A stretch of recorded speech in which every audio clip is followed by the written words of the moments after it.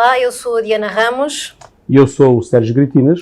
Esta semana regressamos a um tema que tem dado muito que falar no Negócios Record e não só, a centralização dos direitos televisivos na Liga Portuguesa, a única minimamente relevante na Europa e que ainda, onde este tema ainda não existe.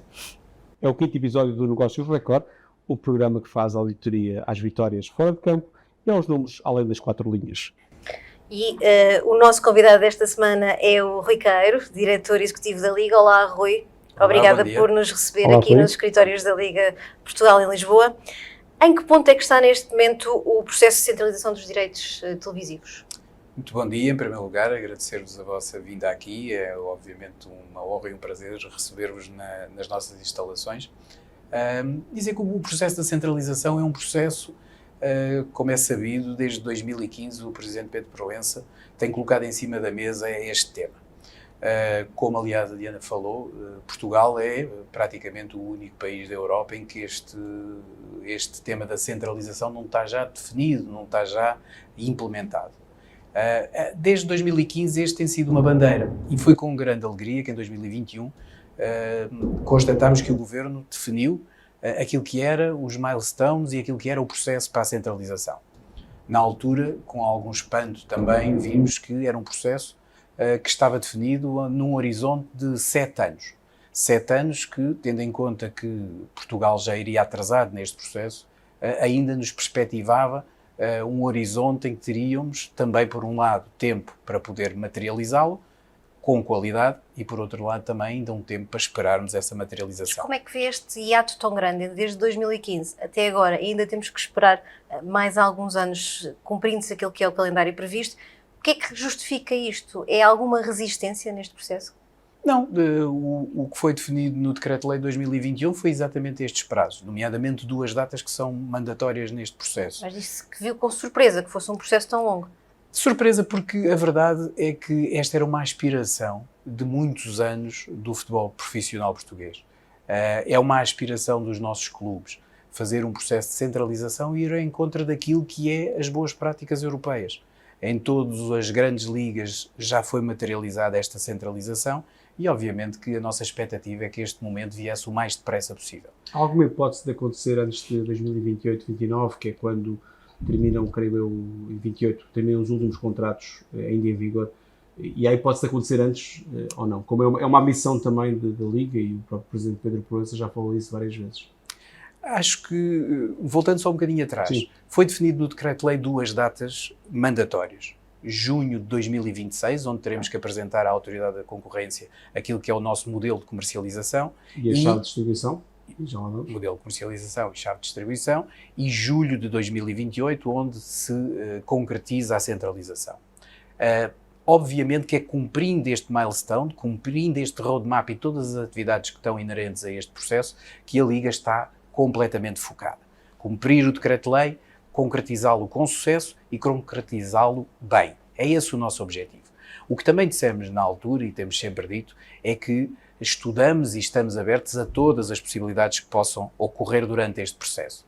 É um processo difícil, que tem uma construção complexa, mas que estamos a trabalhar para que ele seja bem feito. Também já foi dito várias vezes, neste e noutros fóruns, que é importante, mais do que fazer depressa, fazê-lo bem. Fazê-lo bem, envolvendo todos, integrando todos, e que o produto final desta centralização seja aquilo que todos esperam, nomeadamente os nossos clubes, que é um processo de centralização com sucesso, que maximiza aquilo que é o valor do nosso produto e que vá ao encontro das expectativas que todos têm depositado nele. Então, não me respondeu, acho. Voltamos à mesma questão. Antes de 28, 29? Acho que as condições do mercado, as condições, o contexto, pode indicar que se consegue ou não, dependendo daquilo que são os passos que estão a ser dados. Vamos trabalhando em conjunto, clubes, Liga e também os próprios parceiros, e aí é importante também dizer que todos estão sintonizados na construção deste processo. Concretizar isto em datas e em objetivos completamente definidos de antecipação, à data de hoje, eu diria, prematuro. Mas vê condições e contexto para que se possa realizar mais cedo? Eu vejo que existe vontade transversal de todos de se poder concretizar mais cedo aquilo que é uma ambição que todos têm. Todos, diria que não, mas já um clube pelo menos manifestou a intenção de não antecipar esse processo. O Benfica, que até termina o contrato em 2026, o contrato atual, portanto tem 2 anos livre, sem contrato. O Benfica já disse que não pretende fazê-lo antes de 2028. Eu acho que todos os clubes estão empenhados em fazer um processo de centralização que maximize aquilo que é o valor que tem. E, portanto, é esse o objetivo. Devo dizer que todos os associados têm manifestado sempre a vontade de concretizar esse objetivo. Maximizar o seu valor, construir um processo de centralização bem feito, ponderado, que maximize aquilo que é o valor da nossa indústria. É esse o objetivo e tenho encontrado sempre em todos os nossos associados essa vontade. Construir em conjunto. Então deixe-me fazer a questão de outra forma, se calhar. Há vontade de cumprir aquilo que está estipulado no decreto-lei, mas já admitiu que é um processo difícil. Havendo essa necessidade de maximizar os valores, é possível de alguma forma que isto acabe por ser adiado para além de 2028? Não, parece que isso está completamente fora de equação. A Liga está empenhada e os clubes em cumprir aquilo que são os calendários que estão definidos no decreto-lei. Vamos cumprir o 2026 com a entrega, como o Sérgio referiu há pouco, daquilo que é o nosso modelo de comercialização junto da ADC, e vamos cumprir o 2028 com a implementação do processo de centralização. Mesmo com resistências, é ponto de honra da Liga não deixar de rapar o calendário? Não parece que haja resistências. Há um processo, como eu disse há pouco, complexo. É um processo transformador do futebol português. E como todos os processos transformadores, têm os seus obstáculos. Mas são obstáculos que, mais do que internos, são às vezes até obstáculos de contexto. E não propriamente dos associados ou dentro daqueles que percebem de forma transversal que isto é bom para o futebol profissional português, é bom para a nossa indústria e vai ser transformadora daquilo que é o futebol profissional português. Consegue garantir que nenhum clube vai perder dinheiro? Nós temos como... Relativamente aos contratos atuais. Nós temos como máxima de que o objetivo de todo este processo de centralização é maximizar a receita. Maximizar a receita construindo mais valor, aportando mais valor àquilo que é o nosso futebol. O futebol profissional português é um futebol que tem idiosincrasias muito próprias, mas que também estas mesmas idiosincrasias que fazem com que o nosso futebol seja muitíssimo valorizado e que nós mesmo assim consideramos que ainda há uma margem de progressão muito grande. Estamos a falar de temas muito relevantes que ainda não foram explorados até àquilo que podem ser explorados. Acreditamos no valor do nosso produto, acreditamos no valor do nosso futebol. Aliás, o futebol português cria talento, exporta talento, é uma alavanca até de crescimento e de exportação que muitas vezes até não é valorizado o suficiente, até pelos contextos públicos e pelos poderes públicos, mas nós acreditamos que ainda há muita coisa a fazer aqui dentro desta realidade que é o nosso futebol. Portanto, acredito que o futebol português vai valer mais do que aquilo que vale agora. Acredito que temos que trabalhar estas alavancas que não têm sido trabalhadas porque também não está implementado este modelo de comercialização centralizada e acredito que no final do processo vamos conseguir fazer um processo que aporte valor a todos os clubes sem exceção e que construa aquilo que é o futuro do nosso futebol. Não me está a garantir que nenhum clube vai perder dinheiro, que é uma coisa que muitos clubes querem ter essa garantia, que sobretudo os grandes, que neste momento recebem cerca de 40 milhões de euros por ano, querem que esse valor não baixe, não é? Eu o que garanto é que, ao longo dos últimos 2 anos, em que a Liga Centralização e que estamos a trabalhar em cima deste objetivo que é concretizar o Decreto-Lei, aquilo que foram as abordagens que foram feitas à Liga, por intermédio de operadores, de players, de agentes internacionais, chamemos-lhe assim, é que o futebol português tem uma margem de progressão gigantesca. Houve abordagens, houve propostas, houve intenções de poder materializar isso. E, portanto, aquilo que eu tenho a dizer é aquilo que me é transmitido por estes agentes independentes. É que o futebol português tem margem de progressão, está subavaliado aos dias de hoje e tem aqui uma margem gigantesca de crescimento mesmo com que tem que ser potenciada. De as alterações nas competições europeias poderem tornar o campeonato nacional menos competitivo. Vê na mesma essa valorização? As alterações das competições europeias colocam em causa algumas premissas atuais, à data de hoje. Aliás, como sabem, vai entrar agora novos modelos na próxima época desportiva que vão elas próprias, por si só, também, eu diria, transformar a realidade atual. O futebol, como o resto da sociedade, não está imune a que haja transformações objetivas e que os contextos se vão alterando. Nós próprios, internamente, estamos sempre a procurar fazer alterações do nosso contexto. Aliás, temos também trazido esses temas para cima da mesa, a alteração dos contextos, seja do ponto de vista fiscal, seja de outros. O que eu diria é, estamos-nos a preparar para que as alterações do contexto internacional e as alterações do contexto nacional consigam confluir para que haja a tal maximização da receita e a maximização do nosso produto. Quanto é que valem os direitos da Liga centralizados? Consegue dar-me um número? Nós temos os números académicos e os números empíricos. Os números académicos são dos estudos que têm sido apresentados pela própria Liga. Uns 220 milhões, mais ou menos?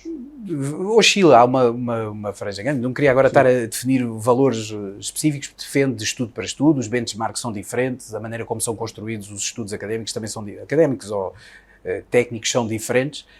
Uma coisa é certa, todos eles apontam para valores muito superiores àquilo que é a realidade atual. Como é que chega a esse valor? Esses valores muito superiores?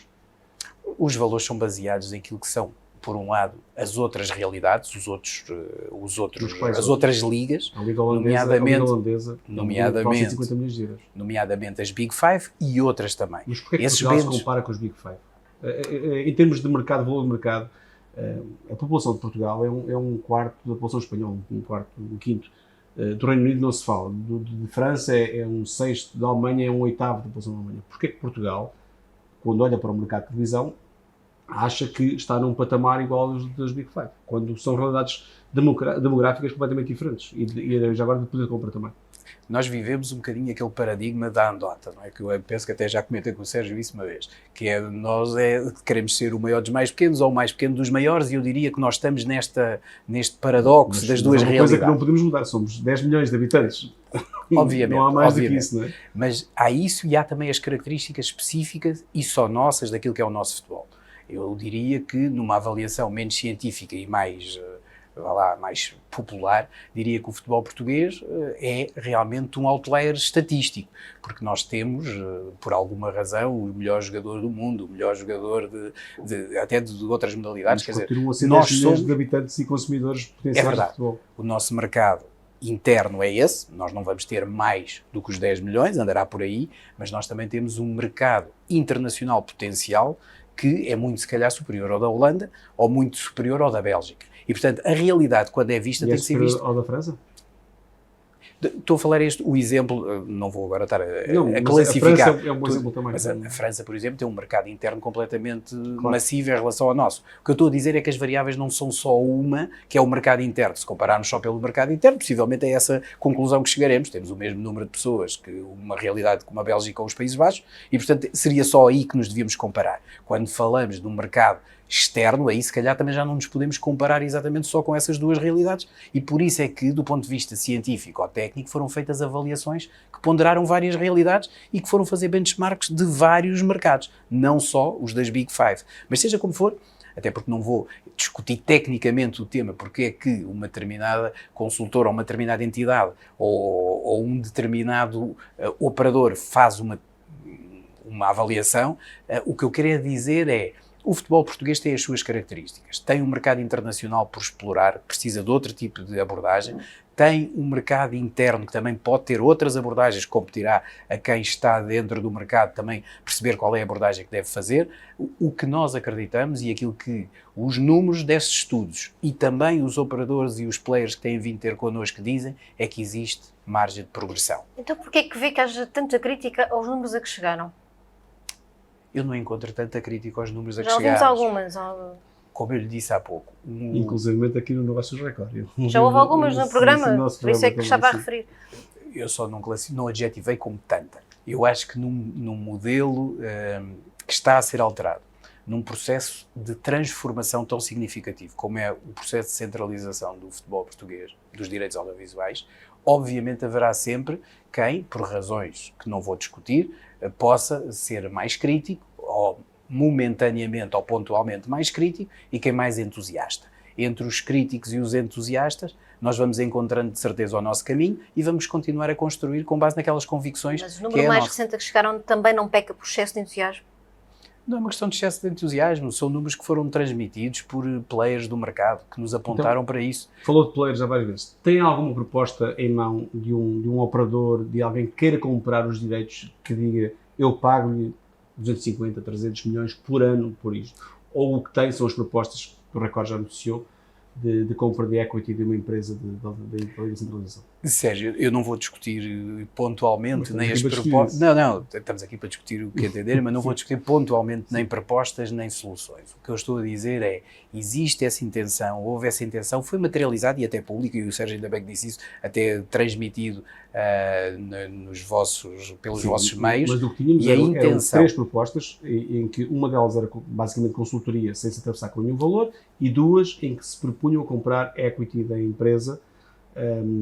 Portanto, comprar uma parte da empresa com prazos que não sabemos. Uma coisa é pagar 200 milhões por ano, outra coisa é comprar 20% da empresa a 20 anos ou 30 anos e pagar 500 milhões por isso. É totalmente diferente. Não é? Sérgio, as suas palavras reforçam aquilo que eu disse há pouco.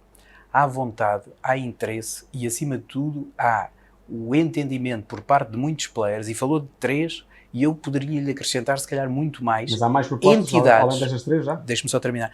Entidades que já manifestaram e têm vontade de entrar com a Liga Portugal e com os clubes portugueses no processo da centralização. E porquê é que há esta vontade e esta disponibilidade? É que realmente existe um entendimento transversal de que o futebol português tem um potencial gigantesco.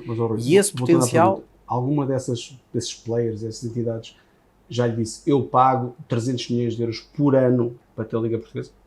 Sérgio, há notícias públicas e afirmações públicas. Eu não vou querer... De nenhum player, não há nenhuma de um player a dizer isso. Então ajuda-nos a perceber um bocadinho quem é que são os interessados que existem, que tipo de interessados é que são e que tipo de propostas é que estão a avaliar.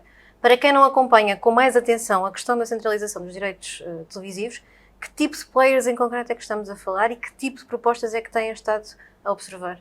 Nós temos estado a receber, e obviamente, como eu disse há pouco, nós temos um roadmap muito bem definido, que é baseado naquilo que é o decreto-lei que foi aprovado em 2021. E é com base nisso que estamos a trabalhar arduamente. Estamos a cumprir os objetivos e vamos materializar a centralização. Quem são Paralelamente a isso, não percebi, desculpa. E quem são os players que estão interessados? Paralelamente a isso, temos tido muitas abordagens de vários tipos de players, seja com mais pendor de comercialização direta de direitos televisivos, como também mais numa lógica de entrada de equity, como falou também o Sérgio. Portanto, o perfil dos parceiros potenciais que têm chegado à Liga é muito diverso. Todos internacionais? É muito diverso, nacionais e internacionais, com parcerias, com várias opções. Mas aquilo, deixem-me centrar nisto, porque eu acho que isto é muito importante. Porque este é o grande objetivo da Liga Portuguesa. Concretizar um processo de centralização bem feito. Aprendendo com aquilo que foram outros processos, conseguindo construir em cima disso e fazendo um processo que no final do dia, no início, em julho de 2028, seja um processo bem concretizado, que vá ao encontro daquilo que é o objetivo dos clubes e que vá, obviamente, ao encontro de todos os parceiros. Então, porque é que, tendo essas propostas e tendo isso em cima da mesa, e esse interesse todo, porque é que não está fechado ainda? Porque como diz Rui, há interesse dos clubes em fazer este processo o mais depressa possível, há concordância dos clubes em fazer isto o mais depressa possível, tem interessados em comprar pelos valores que a Liga estabeleceu como mínimos, porque não está fechado ainda, então? Mas, ou seja, por razões simples, nós temos aquilo que é o objetivo que está definido, temos um processo, como eu disse há pouco, que é complexo, como sabem, a transferência de um processo descentralizado para um processo centralizado por si só, pelo número de intervenientes no processo, é complexo e, portanto, estamos a trabalhar com serenidade de modo a fazermos um processo bem feito. Bem feito. E já agora deixa-me só também dizer isto. Os outros processos de centralização noutros países, muitas vezes feitos, em alguns casos, de forma mais, eu diria, agressiva e noutros até agressiva do ponto de vista dos timings, fizeram possivelmente que o governo, na altura, tenha decretado com base nesta duração temporal do processo. Entendeu fazer isto num horizonte de 7 anos, como já tivemos a oportunidade de fazer. Não discutimos isso, como lhes disse, preparámos-nos, foi para responder a essa realidade. E é com base nisso que logo em 2021 iniciámos, envolvendo todos os clubes e nomeadamente envolvendo os clubes na direção desta Liga Centralização que foi criada para materializar este projeto. Desenvolvemos isto desde 2021, criando as bases para que este processo seja bem feito. E já agora, aproveitando esta oportunidade, só para dizer aqui 2 notas. Para a Liga Portugal e para os clubes é fundamental que o processo de centralização seja alavancado e alicerçado em 3 coisas e 3 peças fundamentais. Um regulamento de controle económico. que estabeleça aquilo que são as balizas e o acompanhamento de todo este processo de centralização. Número 2, um regulamento de audiovisuais robusto, consiga potenciar o produto, valorizar o produto, transformar aquilo que é um produto neste momento, como é sabido, enquanto espectador, e todos nós somos, do futebol português, diferente, menos transversal, menos uniforme, e portanto um regulamento... Há esse plano também para valorizar o produto, que não seja só... Dando-me até a oportunidade, feito, né? Dando-me até a oportunidade, Sérgio, acrescentando essa pergunta, até vou acrescentar o seguinte: o Regulamento de Controlo Económico e o Regulamento de Audiovisuais está materializado e está feito. Os drafts estão concluídos, estamos a apresentar e a trabalhar agora com os clubes em afinamentos. Como sabem, com o horizonte temporal que temos, ainda existe, quase é um work in progress, não é uma coisa que fechemos, estanque. Pode revelar alguns dados, algumas curiosidades, algumas exigências que vai haver, por exemplo, o que eu diria deste regulamento é que, acima de tudo, vai dar as ferramentas à Liga, e a Liga são os clubes, para que haja um autocontrole, uma monitorização, uma maneira de fazer aquilo que é uma construção de sustentabilidade daquilo que é o nosso futebol. Portanto, precisamos de dar métricas de sustentabilidade ao nosso futebol e, obviamente, esta dimensão financeira é fundamental. Vai também incluir componentes como, por exemplo, o controle das infraestruturas, o investimento nas infraestruturas, e vai também permitir que tudo isto seja integrado pelos clubes e que seja claro. Mas vai definir investimentos mínimos para infraestruturas? Vai ter ali patamares obrigatórios de investimento? Estamos a discutir exatamente isso. Obviamente são modelos criados também com base noutras realidades, é como dizia há pouco, há que, já que viemos tão tarde, aproveitar aquilo que já está feito e que já foi rotinado e que já foi posto em prática, portanto retirámos daí, ajustámos à nossa realidade e estamos agora a discutir com os nossos associados os exemplos e a adequação àquilo que é a nossa realidade. Há realidades muito, muito diversas, até mesmo a questão só da própria geografia. Por exemplo, o modelo espanhol não pode, por e simplesmente, ser plantado aqui de forma exatamente igual. Portanto, estamos a trabalhar nisso e estamos a adequar. Mas deixar só esta nota: nestes 2 primeiros anos de atividade da Liga Centralização, encerrámos aquilo que era o draft do Regulamento de Controlo Económico, encerrámos aquilo que era o draft do Regulamento de Audiovisual e estamos neste momento, até ao final desta época desportiva, a encerrar também aquilo que é o draft do modelo de comercialização, para podermos também com os associados começar a trabalhar em cima disso. E em relação ao governo, novo governo, atual governo, este desenho foi todo montado pelo anterior executivo, já tiveram conversações com o novo governo também sobre o trabalho que já está a ser feito e os avanços que têm vindo a ser desenvolvidos? Eu penso que aquilo que é o trabalho que está a ser desenvolvido pela Liga é com base no documento que está aprovado em 2021. Decreto-lei. E esse decreto-lei é a base para nós construirmos este trabalho. O Governo tem um mês, pouco mais de um mês, e portanto não sei qual é a prioridade que vai dar a este tema, mas eu acredito que, por uma lógica até eu diria, de continuidade das próprias políticas, que o tema da centralização não esteja em cima da mesa alguma alteração a este decreto-lei. Nós estamos a fazer o nosso trabalho e, como disse, estamos inclusivamente com a ADC a trabalhar naquilo que é o modelo que vamos ter que apresentar em 2026 e queremos continuar a trabalhar isso. Acreditamos até, porque é um caso único na Europa, se tal não acontecesse, que houvesse alguma inflexão em relação à centralização dos direitos, que, como falavam há pouco, praticamente em Portugal, é caso único. Uhum. Eu gostava de voltar um pouco atrás, até porque falou do exemplo espanhol e do regulamento audiovisual. Está nesse regulamento audiovisual, está prevista alguma obrigatoriedade, como há em Espanha, por exemplo, para que os clubes tenham as bancadas que são expostas pelas câmaras cheias com pessoas, ou não? Porque em Espanha creio que há multas para os clubes que mostram na transmissão clareiras na bancada. Em Portugal é uma coisa que se está a pensar também, obrigar os clubes a promoverem também a ida de pessoas ao estádio, porque sabemos que um produto televisivo é melhor se tivermos um estádio cheio, como é. Em Espanha existe uma valorização positiva, uma discriminação positiva em relação a isso. Aliás, o esforço em Portugal da Liga também tem sido isso, a inversão muitas vezes dos ângulos das câmaras, precisamente porque essa é uma parte importante para quem vê o espetáculo na televisão. Muitas vezes temos realidades em que aparentemente parece que o estádio está vazio e não é verdade, é uma ilusão de ótica feita, neste caso, de forma negativa. E, portanto, obviamente que o regulamento de audiovisual foca também esses temas. Temos que criar um grande produto televisivo, porque nós temos um grande produto enquanto o desporto e enquanto o jogo jogado, e precisamos de criar também um grande produto televisivo. Voltando à questão do preço, ver todo o futebol em Portugal custa cerca de 50 euros, excluindo o valor que pagamos pela operadora. Não é? Quantas famílias portuguesas podem pagar uma coisa destas? Para pensar o mercado que tem disponível. Eu não queria entrar muito por essa questão, porque isso avalia logo, aquilo também é os preços que estão a ser colocados, a concorrência, e a Liga Portugal, obviamente, que não opina sobre aquilo que é as políticas comerciais dos operadores. O que me parece, e que acho que é importante referir, é o seguinte: Portugal tem uma paixão pelo futebol como eu encontro em poucos países na Europa. E vocês, até do ponto de vista jornalístico, conseguiram avaliar isso, até com colegas e com outras realidades. A realidade portuguesa é uma realidade que é muito própria. Nós acreditamos, e isso também é o que tem feito com que Portugal tenha os resultados desportivos que tem. É esta nossa paixão pelo futebol, essa nossa paixão pelo desporto, e eu acho que é isso que tem que ser potenciado. Acreditamos que temos um bom produto, acreditamos que ainda temos muito para fazer em relação à melhoria do nosso produto, mas no final do dia, no final deste processo, acreditamos que vamos conseguir valorizar este produto e monitorar esse produto. E não preocupa que as 3 principais operadoras sejam também elas a detentora do canal, que é dono dos direitos de quase todos os jogos de todos os clubes? Isto não é um bocadinho concentração a mais no mercado? Prejudica o processo de venda, se calhar, não? E de negociação dos direitos.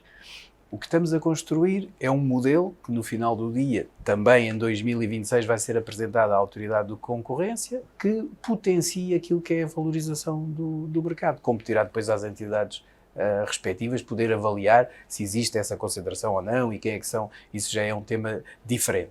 Agora, nós acreditamos que este produto que vale mais do que vale atualmente e que tem condições para poder potenciar esse valor, entregando a quem direito que são os clubes. Mas tem havido trabalho junto da Autoridade de Concorrência, porque me parece essencial que haja concorrência para que os clubes possam ter opções e fazer um leilão, de alguma forma, dos direitos. Tem havido esse trabalho, porque há 12 anos, quando houve um chumbo na altura da compra de uma operadora, mas depois a Autoridade de Concorrência não se manifestou quando as 3 operadoras se juntaram na Sport TV. Tem havido esse trabalho também da Nós, quando foi aprovado o Decreto-Lei, uma das nossas preocupações foi, obviamente, começar já a trabalhar com quem era relevante neste processo. A Autoridade de Concorrência, como sabem, é expressamente referida no Decreto-Lei e, portanto, uma das primeiras reuniões que tivemos foi precisamente com a Autoridade da Concorrência. É um processo que, na altura, como ainda faltaria 4 anos até ter que entregar-se o documento, fizemos já várias reuniões, estamos a trabalhar com eles e estamos a construir um documento que vá ao encontro das suas necessidades e exigências e, obviamente, também ao encontro daquilo que são as melhores práticas e que nós achamos que são os processos certos para levar este processo a bom porto. Já tem alguma ideia sobre a chave de distribuição? É 2026, está à porta de 2 anos. É uma questão importante esta distribuição. Sabemos que noutros países já anda à volta dos 50, 25, 25 ou 40, 30, 30. Qual é que será em Portugal? Qual é a ideia que é em Portugal? Em sede de Cimeira de Presidentes já foi apresentado. Como o senhor sabe, transversalmente na Europa os 50, 25, 25 é mais ou menos consensual. Isto já foi apresentado em sede de Cimeira, penso que os clubes portugueses estão conscientes. Só uma questão para as pessoas perceberem: 50% distribuído de igual forma por todos os clubes, exatamente, 25% em função do valor do mercado e 25% em função 25 mérito desportivo e 25 implantação social. E depois do mercado de alguma forma de cada clube. Pronto, vai depois depender nesses 25% das diferenças de país para país. Há muitas realidades e há muitos indicadores. A Premier League creio que era 40, 30, 30, por exemplo, mas será à volta disso. Mas os 50, 25, 25 foi apresentado já em Cimeira de Presidentes e penso que é consensual. O tema agora faltará perceber quer a valorização do mérito desportivo dentro desses 25, como é que ele se reparte ao longo e por quantos anos, portanto há aí vários modelos. Normalmente tem a ver com os últimos ciclos de venda, portanto 3 anos ou 4, valerá fazer essa avaliação e depois essa componente dos 25% da implantação social. Eu penso que é à volta disto que andaremos e, portanto, esse será, e com base nisso é que vamos construir a nossa chave de partição. Obrigada, Rui Queiro. E fechamos assim mais um Negócios Record, o programa que faz a auditoria às vitórias fora de campo e aos números além das 4 linhas.